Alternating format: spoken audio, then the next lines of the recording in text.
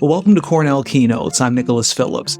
On today's episode, Professor Dave Sherwyn from the School of Hotel Administration is discussing leveraging AI to operate the hotels of the future with the founder and CEO of Mogul Hotels and Residences, Alexander Mirza. Alexander is joining us as he prepares for the release of his book, Talent Disruption, People Are the Brand. Dave, Alex, thank you so much for joining us and welcome to the show. Nick, thank you for the introduction. Thanks to eCornell for having us. Alex, thank you for coming all the way out to Ithaca. I know it's not easy to get here. Yeah, thanks for having me. So what the audience would not know, but you and I met several years ago. We met at the center that I run, the Cornell Center for Innovative Hospitality, Labor, and Employment Relations, the world's longest title. Kyler, we were at our annual HR and Hospitality Conference at the Del Coronado in San Diego. Shameless plug, this year's conference is in Atlanta, April 29th through May 1st. But anyway, when I met you at the Del, we came in, you were at the conference, you were participating, and right away I realized you weren't really an HR guy. So here you were at the HR conference presenting, but not as a true HR person. So Alex, who are you? Yeah, I'm a strategist, intrapreneur turned entrepreneur. And I paid my dues at big hotel chains and brands. I ran functions like strategy, corporate dev, and then went on to be a boutique hotel CEO, all of which was accidental. I had no idea I'd be in this business or certainly working on HR issues. And now my former colleagues make fun of me and say, "What happened to you? You became an HR guy?" So yes, becoming an HR guy and being made fun of, I understand that. It happens a lot.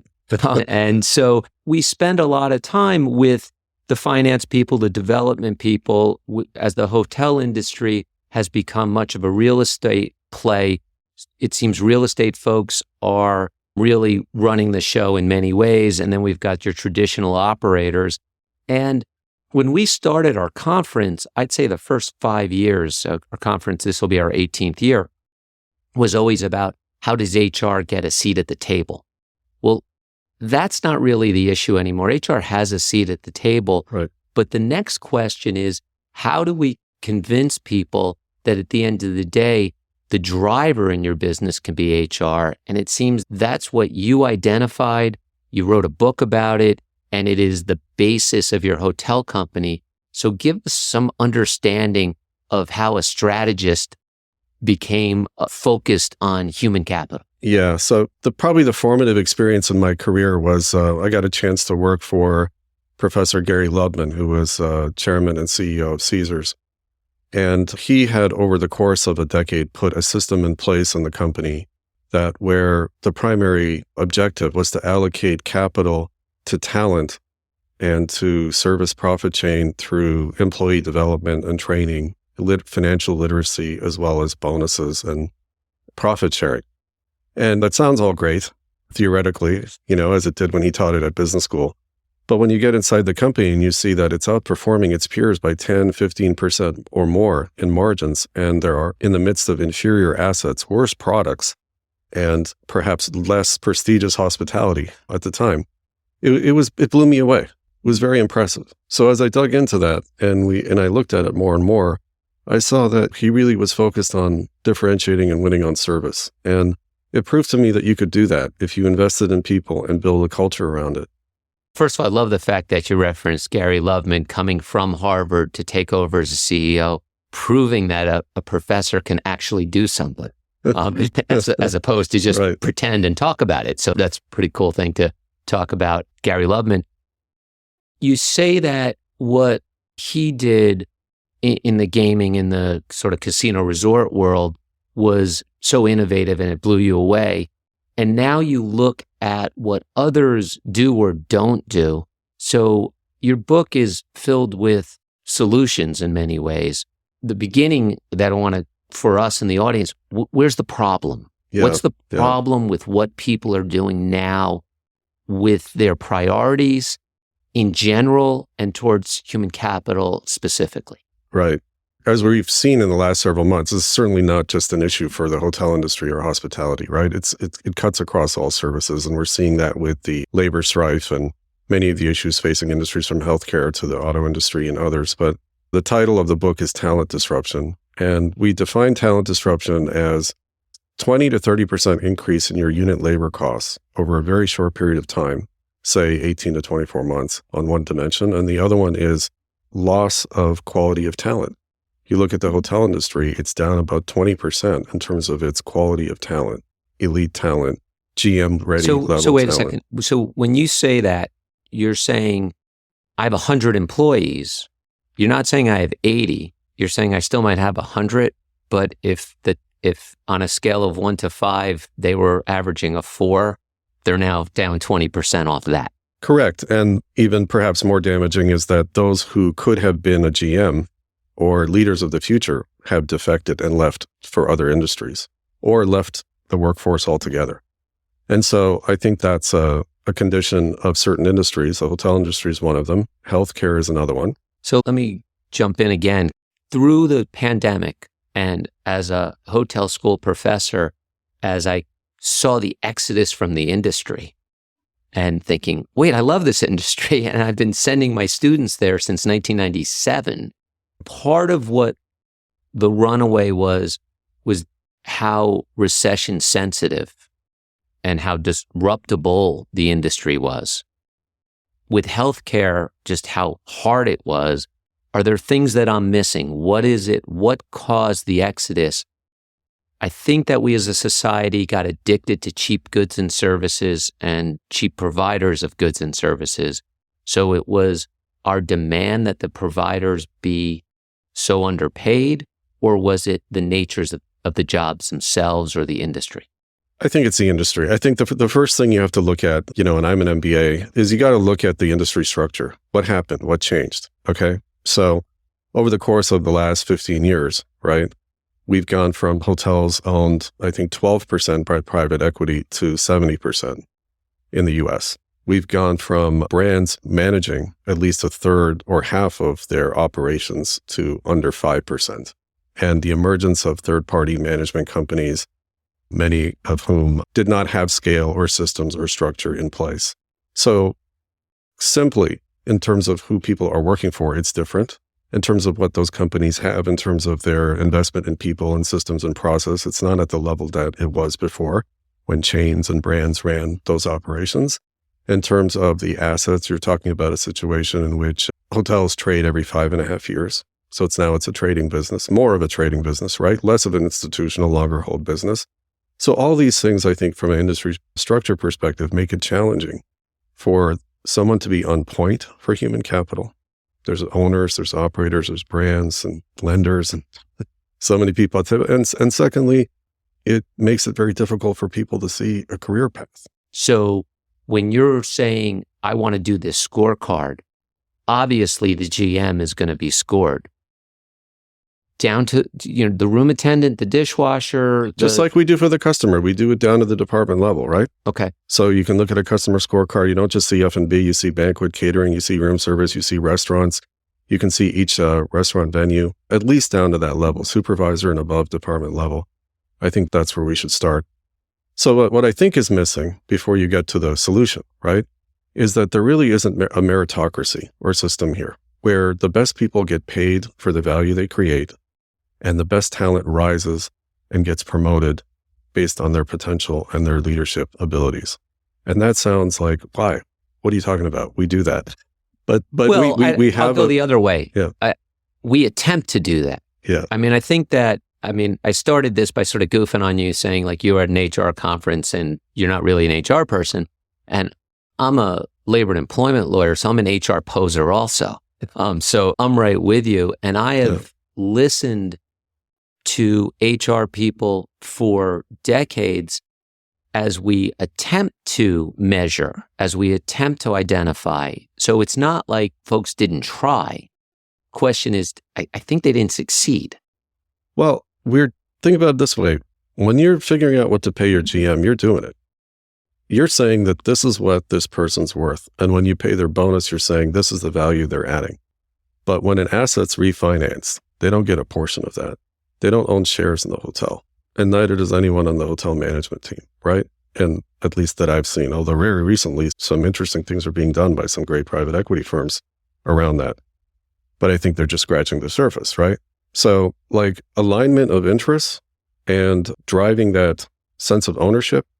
And then potentially it could be an alternative form of governance to unions that, when employees have a seat at the table beside the owners and the brand, that with an equal voice and an ownership in the asset, the game changes. You said that you want to score and identify talent and say, have some sort of something that I can wrap my arms around so that I can discern what talent is and who possesses it. How do you do that? Yeah. I think we have the data to do that, right? And that's a beautiful thing about AI when we get to it, is it just makes it scalable. But this is a business with a lot of smart people who are using data and analytics from multiple sources and feeds to figure out how a property is performing, or how a piece of real estate is performing, or when to invest in it, or when to improve it and where and all that. I think it's just taking a lot of that data and then drilling it down and applying it to these departments and individual teams and employees. Looking at customer satisfaction, changes in it, indexing it. You're looking at quality of the product and brand experience. We're looking at adjusting it for the degree of difficulty. How hard is it in that particular place and time to beat other people and outperform them when you have a lot of competition or, tremendous demand in the market? Adjusting for those factors. It's an algorithm, and it's testing these algorithms with multiple data feeds, applying them to teams and talent, ranking the talent, putting those talents into talent tiers, which, guess what? All the gig apps do it. If you go on Upwork or TaskRabbit or even Uber, you're going to see talent ranked in tiers based on reviews and paid differently. And you're having dived into this data and looking at, I used to, when Yelp and TripAdvisor came out, and I was so on top of the game when people said, "What do you think?" I said, "Why would I trust anybody who spends their time giving reviews?" Shows how much I knew. But are you comfortable that those reviews provide you with meaningful data as long as you have enough of it? Yes. And let's just use the reviews we're already using on the customer side and map them to people and departments and then index them for a starter, right? And we know the comp sets from STR and other things, and it's the same thing that's happening in other industries. So I think that's the core thing. All of that creates some kind of a talent marketplace, some kind of a meritocracy, right? Where today it takes an average of 14 years to be a GM in a luxury hotel. I know I laugh because my friend Ed Evans was the CHRO at Four Seasons, and he had a similar statistic. And then he compared it to what it took to take a rocket into space at NASA. And it was like 6 years. He's like, so in 6 years, you can fly into space, but it takes 14 years to be like the director of housekeeping. And so, yes, we have to get people to a place quicker. But okay, so you say, I've identified talent.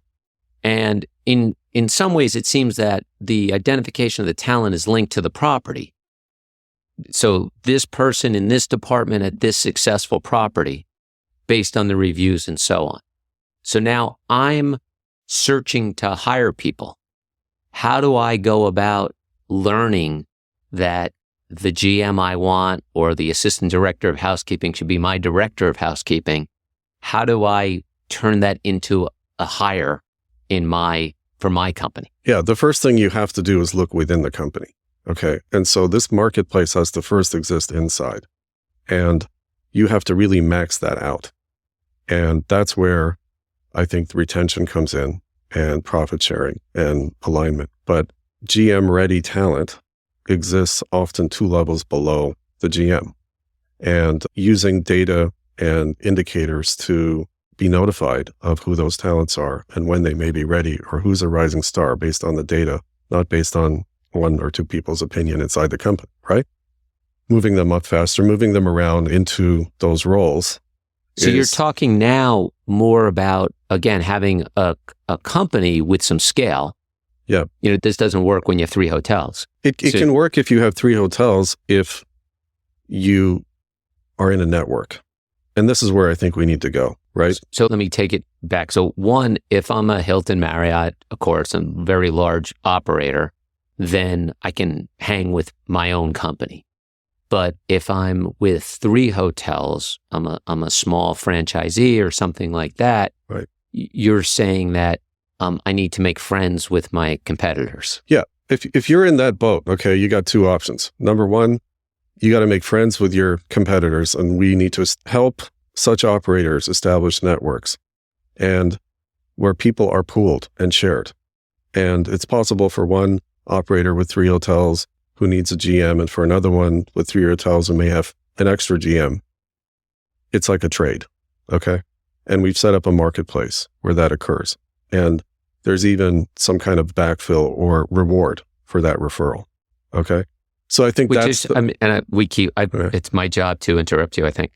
Or if it's not, I keep doing it. Right. And just to hammer the point home, because I am a lawyer, is that there are numerous franchisors that, as part of their franchise agreement, have no poaching agreements, which states and the federal government have come down against, that they didn't want this Burger King franchisee to take an assistant general manager from that one. And you're going radical here and saying, instead of trying to keep your people when you don't have an opportunity for them, to let them excel somewhere else for one of your competitors, and then take one of your competitors' assistant GMs or whatever the position is and move up, and everyone's better off. And tell me if I got that right. You got that right. And not just within our industry. If you look, for example, one of the clients we worked with in our software company was in the economy segment, right? And most of their employees come from construction and retail and other industries, right? So it's developing this is just the way we solved the customer issue when we faced off against Expedia for the first time in OTAs. We had to launch reward programs, we had to develop databases of customers and, market to them and CRM. The equivalent needs to happen with respect to human capital. So you've talked about AI as a way to reduce employee headcount. We have 2 examples of an industry, airlines, that lost the hospitality in a way. And then we have Airbnb, which didn't even try. They just say, here, stay here. And so you're going to reduce the headcount. And what are you going to do? Are we going to be the airlines? Are we going to be Airbnb? Or are we still going to be the hotel industry? We had 1 million unfilled positions in hotels in the US in 2019 before the pandemic, okay? And I think we're north of that right now. So I think clearly there's something wrong, right? People don't want to do these jobs. So why are we worried about automating some of them? Other industries don't have that reticence. So I think that it's critical that the first priority of AI be to give people tools and processes to automate much of their work and take away the administrative burden. In a hotel, just as it is, as we talk about in the book, it's occurring in hospitals and other industries. So if you do that and you automate, say, talent acquisition or revenue management or accounting, clearly you're not going to need as many people. Okay. Okay. So that's back of the house stuff. Like, revenue management gives me my price, gives me my rate. I'd like it to be lower. It really bothers me that I waited 2 days and now it's higher. So that doesn't make me happier that there's great revenue management. Certainly makes the brand or the owner happy. Right. Accounting, same thing. I never see the accountant until I need a copy of my folio. But when I talk about the hospitality aspect, because I can now check in on my phone is my key.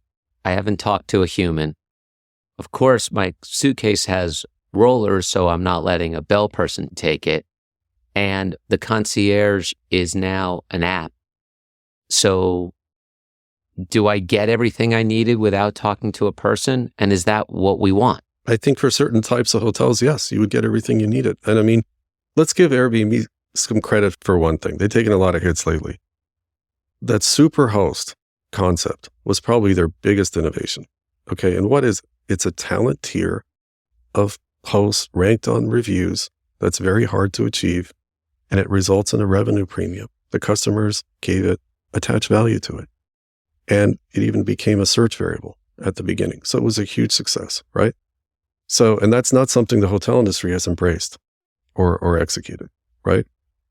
So start with that premise. And there are certain roles that could be virtual or automated or even replaced with robots and robotics. right?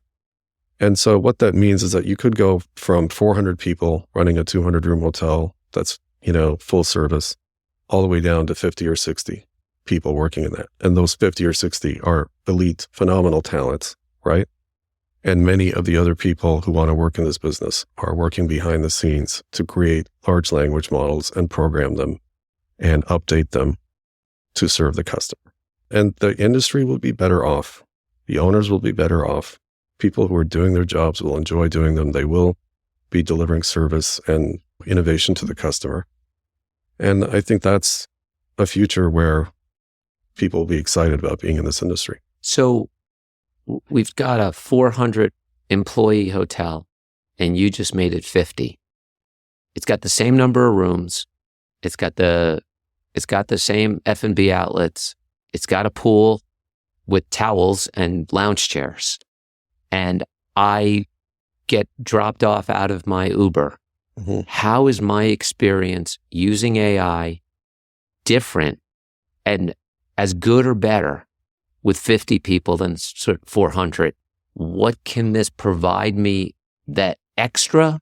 And what am I missing that I won't miss? Right.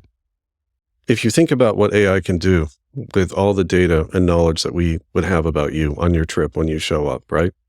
There's a lot of the process of your preferences and communicating the features of the hotel and taking you to your room and all that would be eliminated, the upgrade option, all that. So, if we can predict that in advance. So what does that mean? Like, that means there's no front desk. That Okay. means there's no departments of front office and bellman and concierge and all that stuff. There's just cross-functional 4 or 5 people. Then there's robots. And the robots are, checking you in. And your data is transmitted. And if you want, the robots can even give you feedback and suggestions. And we could take that to another level with all kinds of innovation on healthcare, on F&B, on your sleep and well-being. And that data could be tied into other networks. When you think about robots, it's like I grew up in the 70s mostly, where we watched the Jetsons, and all the robots were just like mini humans. And then one of our students developed a robot that vacuums. It's not a human. It's like a disc. So when you're talking about robots checking me in, is it a kiosk? I'm talking about that being the next frontier of hospitality. Okay. Where hospitality experts are working alongside data scientists and software developers and coding these languages and these greetings and customizing it to the person. And so the level of personalization is greater and the level of service is still at that level of warmth, and you still have humans in the building. Okay. But we know a lot more about you. And if you're willing to share that information subject to, your privacy and what you're willing to do, we can customize that experience to a far greater extent. Like what information and what will you do? Okay. So let's take food and beverage, for example. Let's say you're a vegan and you're allergic to certain things and we don't know it. Okay.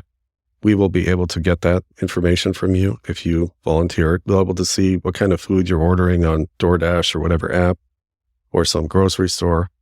And we might even be able to see what other challenges or issues you have with your health or otherwise, right?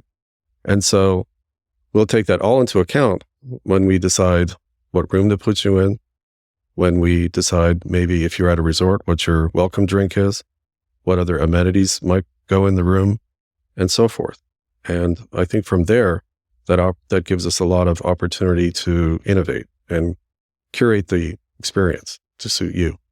We might not know your DNA profile, but one day we'll know that too. I think we're really, where the magic is in the future with AI and hospitality is the intersection of traditional hospitality, well-being, healthcare, and fitness for people. What tasks that humans do now? We talked before that our friend Harry Katz, who's the former dean of the ILR school, has on numerous occasions called me a Luddite as sort of this anti-tech person. And I'm not, or maybe I am. But where it always comes down to, and this is when I argue these things, is that many of the technological advances are replacing humans. I mean, we started with, we're going to go from 400 to 50. So what are the areas, what are the tasks that AI can replace that won't bother me at all? Like, it's nice to see your room attendant and it's nice to say hello and to be a nice person, but I can stay at a hotel for a week and never see my room attendant if I'm working and I leave before a person gets in, and when I get back, my room's clean. Right. So I could, if my room would be cleaned without a human, I don't think it would change my guest experience. So when you look at, and I don't know if you do this, do you look at, all right, these jobs, these interactions don't really add. So let's see if we can replace, and what are they? Which ones don't add and can be replaced? I think they can all be replaced, which is a radical view perhaps right now. But, I think that all depends on the brand segment. And so in most of the industry, I think they can all be replaced. I think you still need a GM and a core team, standing behind the automation and robotics. You said something else though. You said it's going to replace all these humans. And I think that's wrong. I think it's more about training people in AI and retooling them. And this is something we're going to have to do, not just because of the labor shortage, because of immigration bottlenecks and a whole range of other challenges. So imagine if you took the best concierges in the company and you said, we don't have a concierge function anymore. Okay.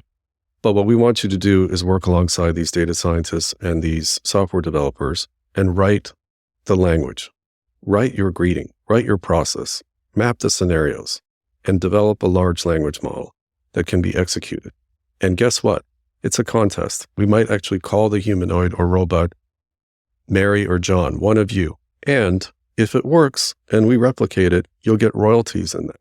And it will be just like what Hollywood just finished debating in terms of the rights to paying writers, that this is content creation, and the people standing behind it in wherever the concierge command and control room is are going to be keeping that alive and robust and continuing to make it better, and sometimes going out to the properties and auditing it and supporting it. That's the future. It doesn't mean they lose their jobs.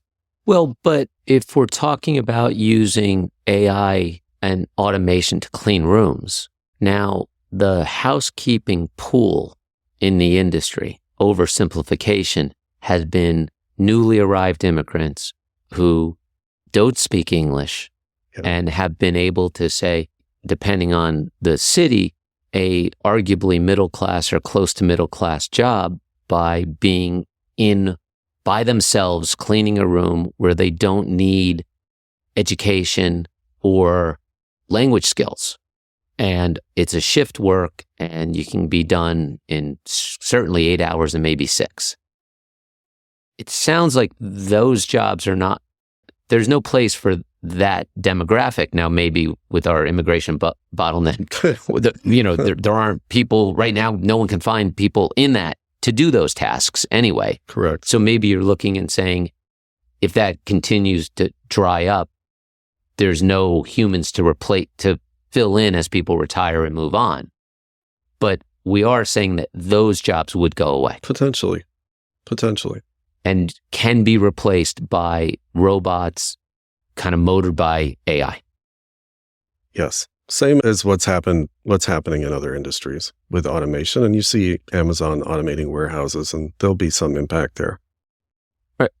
Yeah. Right. And it's more of a knowledge-based talent pool and more of a knowledge-based economy than a manual is how you're seeing it. So you're looking and saying a lot of the manual jobs that the industry is having trouble filling can be replaced by AI. Yes. And sort of cover the job shortage that way. Right. And those 50 or 60 people still left in that full service hotel have to be part owners. They have to be engaged in profit sharing. They have to be financially literate, and they're going to still be managing the content that's driving that AI, which is alive and dynamic, and it's fluid. And then there's going to be other people in regional or command and control centers that are also reviewing. So I think it's just a different factory is the way I look at it. So one of your themes across the board on this is it's AI. Tell me if I got it right. It's using AI to make the property more efficient, using AI to enhance the guest experience. And in terms of making the property more efficient, what you're doing is replacing many jobs that were kind of nameless and faceless, didn't really affect the guest experience. And you're taking your core group of employees and really making them super responsible. Correct. And you're saying you want to pay them in a way so that they have skin in the game. That's right. Okay, so now's the problem. We're in a really complex industry. Yes. It's not like I own a store and now you're telling me that I should make my GM give that person, give her some ownership in that and she'll work harder. Because I've got owners, brands who operate, brands who don't operate, brands who are franchisors and operators, brands who are only franchisors. And then I have franchisees who operate and those that don't operate. And all of them are trying to take some piece somewhere. Right. And now you're saying there's another piece that you got to carve out and give to your employees. So I guess the question is twofold. Is the structure of the industry problematic for what you want to do? Or maybe it's one question, or can it really work? Like, do we have to blow up the structure, or can it work in this complicated, kind of funky structure? I think that brands that operate and own, or companies that do, are in an ideal position to innovate when there's new technologies or when there's disruption. You see that occurring in the restaurant business. Sweetgreen and Chipotle are two such companies, and they're investing in automation. And they just talked about it this week. They're automating their kitchens, right? It's going to be a lot harder for McDonald's to do. Not impossible. I don't think we need to blow up our industry. The owners need to step up, and they need to give skin in the game to the employees, and they need to make it a culture to get them to be financially literate, irrespective of who the brand and the manager is. And it's in their interest to do that, and they're driving the bus in this industry. So that's where it all starts. And most of these owners are very financially sophisticated and quite capable of doing that because they develop such models, as you know, for themselves and their various capital stack, of investors and lenders. So they need to bring in the employees into that. Do you foresee a time in the future when you can check in and get a room key without having to talk to someone at the front desk? And I would say that's not the future. That's the present. That's right? the present, right? Right. So there's a lot of that going on. In order to support an employee vested structure across all staff, are some of the profits to supply this consideration coming from an AI alternative to employee savings? Yes, absolutely. So explain that. Yeah. So, I think if you implement this AI model and we make this transition of the factory, right, we're talking about a 20% increase in profit margins. And that's going to free up a lot of cash, even with increased labor costs, inflation, food costs, all the things that are happening right now. And I understand that many people are in a position where they're still paying down their loans and lenders, and it's a tight situation. So I'm not saying that it's a windfall in itself, but it's going to free up capital and cash flow. We talk about franchising, and the lawyer in me looks and says, when we talk about franchisees and franchisors, that even though I'm an employment lawyer and I should be talking all the time about don't violate the joint employer doctrine and don't be liable for the slip and falls or even worse, the assaults that happen on your property. So when you as a brand, stay away, don't give any advice. But I don't think you're saying that. No, I'm saying that our system of brand management is broken right now, and that each stakeholder in our industry has a role to play in building the human capital base back in our industry and attracting talent back. We talked about the owners already, okay? What can the brands do? Well, they're collecting on average, I think it's somewhere around $800 billion of brand fees centrally. And they've got great discretion in how they use those fees, right? But they have narrowly defined them for marketing purposes and a little bit of product development support, right? Stayed away from human capital. I think that needs to evolve, and a portion of that budget needs to go into human capital solutions. What does that mean? It doesn't mean getting involved in the day-to-day recruiting or staffing or operational oversight of properties you franchise. It could mean building talent marketplaces or some kind of overarching solution, or even using your corporate website with a brand that's far more well-known than the operators or the owners to create a larger talent marketplace and job bank, and partner with other firms to build that database of employees, then offer it to your franchisees. So it's those kind of solutions that I think that the corporate offices of the brands need to look at and partner with their franchisees, just like they do with other initiatives and study. But earmark, say, 10% of these marketing fees, which I also think are largely inefficient. Okay. And when you look at the whole industry and you look at, in the US alone, $46 billion of taxes collected on room revenue, primarily by local markets who use it, again, for destination marketing. It's an absurd amount of money being wasted on marketing in this industry and very little being put into human capital. And so you're looking at this franchise model and saying that our fears of joint employer, fears of being liable for slip and falls, have driven us to not focus on our capital, our human capital, and are undermining the quality of our product, of our property. And to stay within the confines of the law, there's things that you can do. Right. Right. I mean, it would be nice to have a new joint employer doctrine that would actually allow the really smart people that you've identified to give really good advice so that people don't get hurt. That'd be kind of nice, but our law doesn't allow that.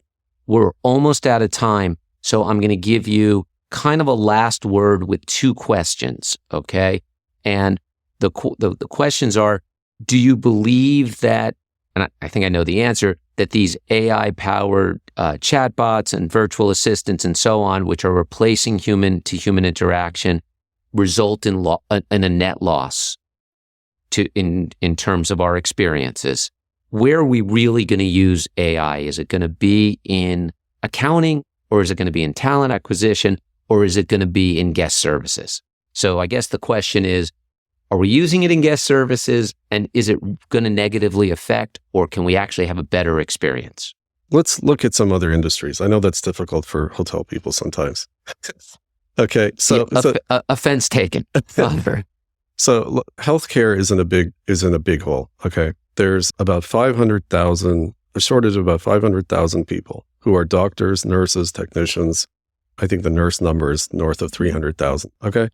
And so what's the next frontier there? It's been $300 billion of R&D into remote diagnostics, into virtual care, telemedicine, and other technologies, right? All of which is going to improve the service level. And so it's the same logic here that travel planning should be easier. Picking your hotel should be easier. Getting your room should be easier. Planning your event should be exponentially better than it ever was before, whether it's a birthday party or a corporate event, where you can figure out what each person wants to eat and they should be able to get it on a big scale. So I think what you're saying, because I got to keep the trains running and the train's about to stop. Yeah. But I think what you're saying is that we are back to our friend D with don't become the airlines, that we're so afraid of becoming the airlines, and we've put this... We're on our way to becoming the airlines already. But we put this alleged premium on human touch that we say we can actually do better with a different kind of touch. Correct. And then still keep the best of the human touch. You got it.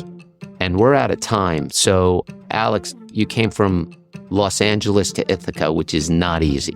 So I really appreciate you coming out here and spending the time with us. If you enjoyed this episode, be sure to subscribe so you don't miss any new episodes as they are released, wherever you listen to podcasts. To learn more about how technology is affecting the hospitality labor market or the workforce in hospitality, check out Dave Sherwyn's HR and Hospitality Certificate Program. You can also learn about any of Cornell's online courses and on-campus programs by checking out the episode notes for more information. Thank you so much for listening.